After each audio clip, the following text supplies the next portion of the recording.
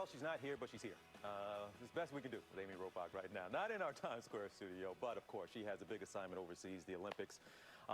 Let's bring her in.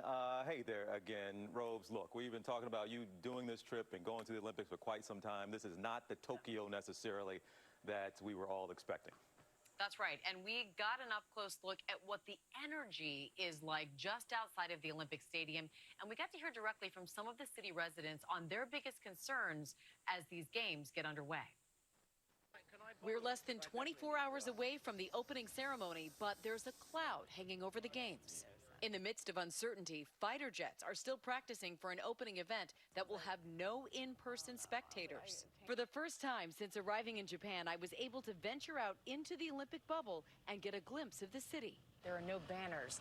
There's nothing that feels like this is a city hosting a worldwide event. It's literally dead.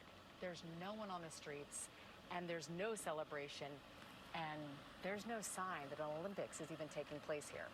With checkpoints keeping vehicles away from stadiums, we walk in sweltering 95-degree heat toward one of the few areas we'll be able to visit during our first days in the country. This is one of the few limited areas we've been allowed to travel to here in Tokyo, just outside of National Stadium, where the opening and closing ceremonies will take place. And normally this would be a place of celebration, enthusiasm. Not so much right now, with mask mandates in place, with a very under-vaccinated population here, and rising COVID-19 numbers by the day. The majority of Japan's citizens believe holding the games is a mistake. This woman telling me that if COVID cases surge even higher, the games should be canceled. Yes, I am very worried because a lot of foreigners came to Japan. And even more and more people got vaccinated, maybe we will have more infected people later on, so I am worried.